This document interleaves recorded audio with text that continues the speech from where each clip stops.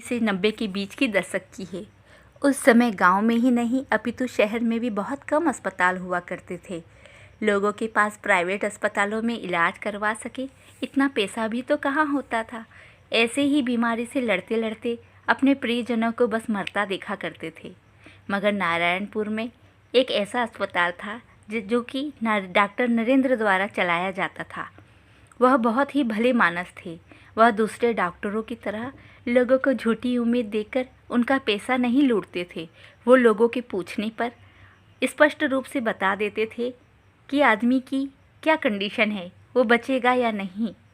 उनका काम ही पूजा थी। उन्होंने इस पूजा के चक्कर में शादी भी नहीं की थी और ब्रह्मचार्य व्रत का पालन करते थे।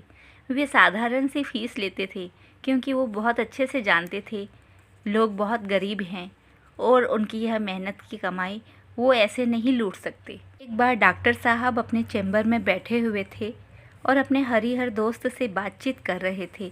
तभी दौड़ते हुए नर्स आई और बोली, डॉक्टर साहब जल्दी चलो, गांव से कुछ लोग एक महिला को लेकर आए हैं। बहुत खून निकल रहा है और उसकी हालत बहुत नाजुक है। डॉक्टर बिना किसी सवाल जवाब के भागते हुए पेशेंट के पास पहुंचते हैं और उसकी जांच करते हैं और उनको परिवार वालों को बताते हैं, आपने बीमारी बहुत बढ़ा ली है। आप बहुत देर से महिला को मेरे पास लाए हैं। आप पहले क्यों नहीं लाए? अब मैं कुछ भी नहीं कर सकता। यह कुछ ही घंटों की मेहमान है। अपने नाते रिश्तेदारों को फ़ोन कर बुला लो। डॉक्टर साहब फिर मायूस होकर अपने चैम्बर में बैठ जाते हैं और अपने दोस्त हरिहर से बोलते हैं, ये गांव के लोग क्यों नहीं समझते? बीमारी का इलाज बीमारी के गंभीर रूप लेने पर नहीं, बल्कि बीमारी की शुरुआत में ही इलाज करवाना ज़रूरी होता है। जो पहले लोग जिस महिला को लेकर आए थे, मैंने उसके परिवार वालों को स्पष्ट कह दिया, महिला के प्रियजनों को बुलवा लें। मैं कुछ नहीं कर सकता। क्या करूं हरिहर? मैं वास्तव में कुछ नहीं कर सकता। मैं भगवान तो नहीं हूँ। हरिहर डॉक्टर नरेंद्र से कहता है, तुम अपने आप को इंसान समझते होंगे पर लोग तुमको भगवान ही समझते हैं। तुम जो स्पष्ट कह देते हो उन्हें अंधेरे में नहीं रखते, लोगों से पैसा नहीं बटोरते, इसीलिए तो वो तुम्हें इतना सम्मान देते हैं और तुम्हारे मुंह से निकलने वाले शब्दों को परमात्मा की आवाज़ समझते हैं। बातें करते हुए लंच समय हो चुका था। दोनों दोस्त पास बने ढाबे पर खाना खाने के लिए चले जाते हैं। डॉक्टर का बचपन का दोस्त है। एक दूसरे के अलावा उनकी दोस्ती किसी और से नहीं है। हरिहर अपनी पारिवारिक समस्या डॉक्टर नरेंद्र को बताता रहता है।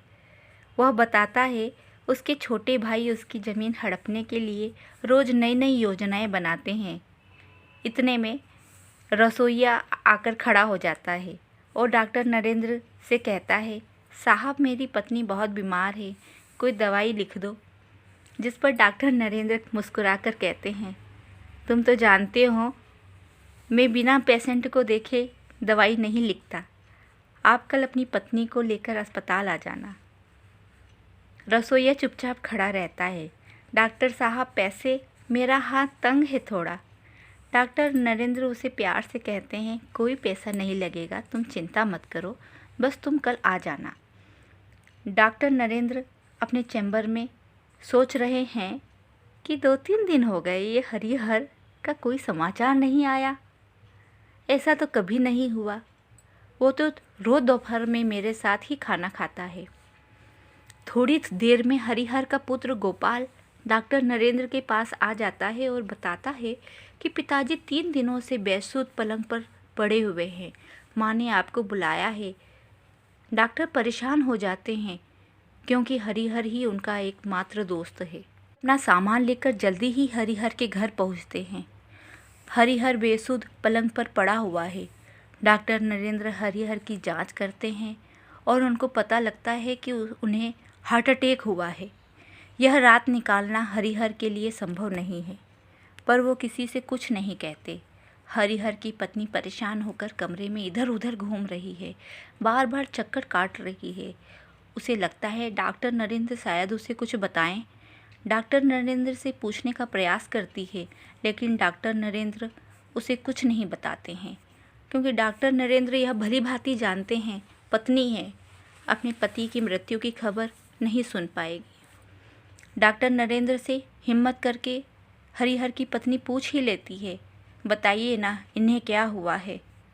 नरेंद्र की चुप्पी से वो अंदाज़ा लगा लेती है कि कुछ न कुछ अनिष्ट होने वाला है और ज़ोर ज़ोर से रोना शुरू कर देती है। डॉक्टर नरेंद्र उन्हें शांत कराते हैं। भाभी आप अभी सो जाओ, मैं हरिहर के पास बैठा हूँ, आप व्यर्थ ही चिंता करती हो, जाओ, और उन्हें भेज देते हैं। डॉक्टर नरेंद्र हरिहर के पास आते हैं। हरिहर डॉक्टर नरेंद्र की दवाइयों से अभी कुछ बेहतर महसूस कर रहा है।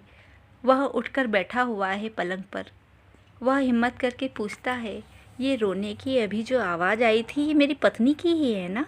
बोलो नरेंद्र, बोलो। नरेंद्र डॉक्टर हरिहर को समझाता है, ऐसा नहीं है, तुम व्यर्थ की बातें मत करो, तुम शीघ्र ही अच्छे हो जाओगे।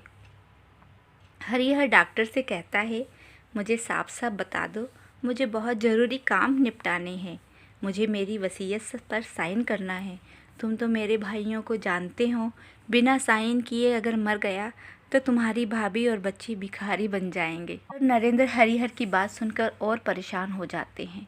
कहते हैं, यदि इसे साइन करने के लिए कहता हूँ तो ये समझ जाएगा कि ये मरने वाला है, और साइन करने के लिए नहीं कहता तो भाभी और बच्चों का क्या होगा।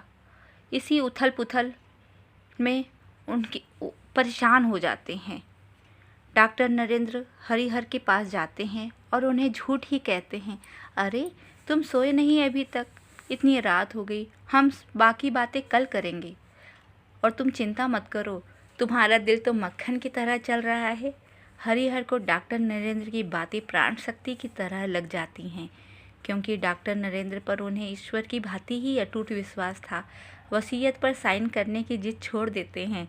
अब हरिहर गहरी नींद सो जाता है और सुबह डॉक्टर नरेंद्र धीरे धीरे खामोशी से हरिहर के कमरे में की तरफ आ रहे हैं।